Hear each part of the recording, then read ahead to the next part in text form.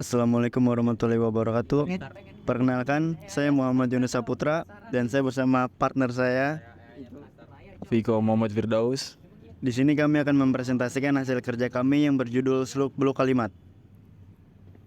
Seluk-beluk kalimat.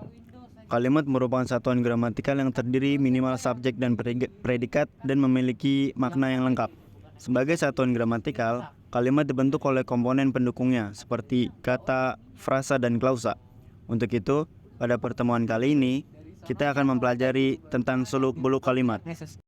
Seluk-beluk kalimat terdiri dari 3 bagian, yaitu frasa, klausa, dan kalimat.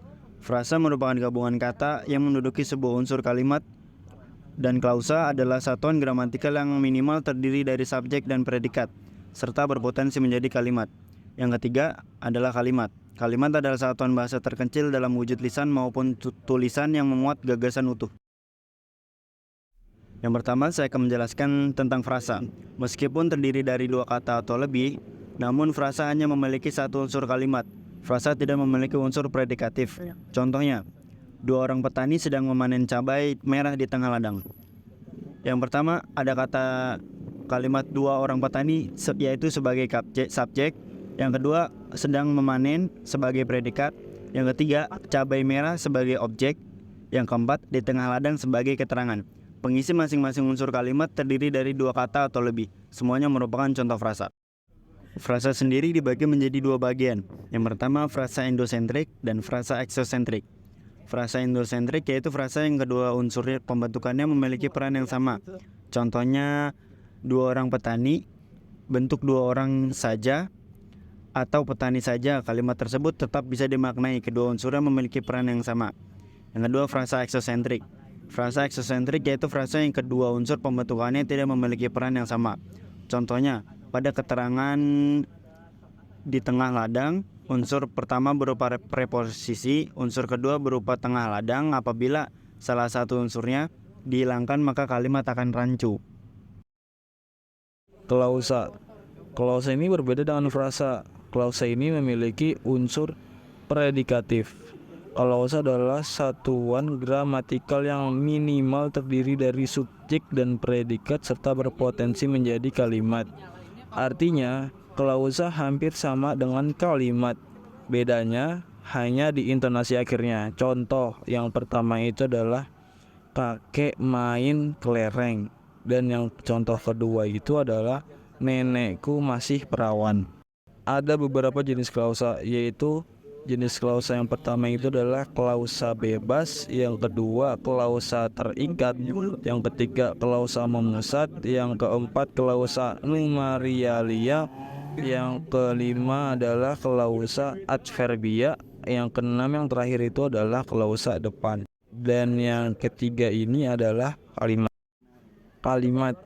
Kalimat adalah satuan bahasa terkecil dalam wujud lisan maupun tulisan yang memuat gagasan utuh. Dalam wujud lisan ini ditandai oleh intonasi.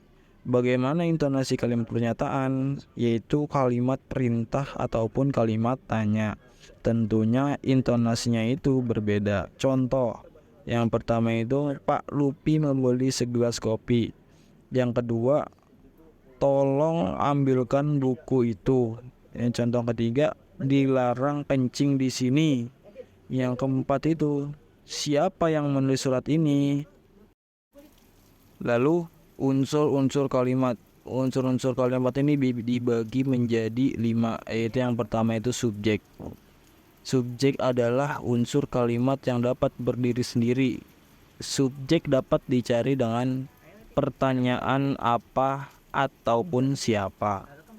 Lalu yang kedua itu adalah predikat. Predikat adalah unsur kalimat yang digunakan untuk menjelaskan subjek, apapun bentuknya. Jika itu berfungsi untuk menjelaskan subjek, maka dikatakan sebagai predikat.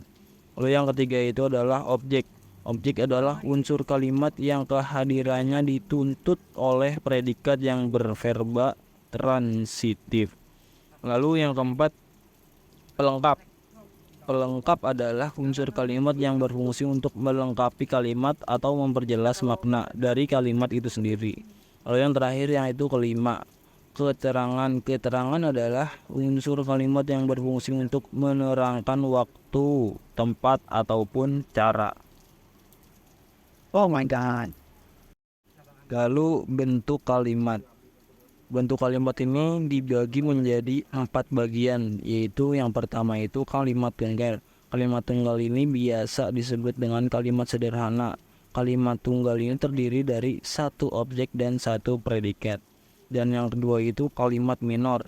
Kalimat minor adalah kalimat yang strukturnya tidak lengkap. Lalu yang ketiga ini adalah kalimat majemuk. Kalimat majemuk adalah kalimat yang terdiri dari 2 kalimat tunggal atau lebih. Lalu yang terakhir kalimat inverse. Kalimat inverse adalah kalimat yang predikatnya mendahului subjek atau predikatnya berada sebelum subjek. Jenis-jenis kalimat. Jenis-jenis kalimat ini dibagi menjadi 3 bagian. Yang pertama ini adalah kalimat deklaratif. Kalimat deklaratif adalah kalimat yang bermakna pernyataan. Lalu yang kedua kalimat interrogatif. Kalimat interrogatif yaitu kalimat yang berfungsi untuk mendapatkan informasi. Yang ketiga ini kalimat imperatif. Kalimat imperatif yaitu kalimat yang berupa permintaan-permintaan. Dan yang terakhir ini adalah kalimat ekslamatif. Kalimat ekslamatif ini adalah kalimat yang digunakan untuk menyampaikan perasaan penutur. Sekian penjelasan dari kami. Apabila ada tutur kata yang tidak jelas atau tutur kata yang tidak dapat dimengerti oleh kawan-kawan, kami mohon maaf yang sebesar-besarnya.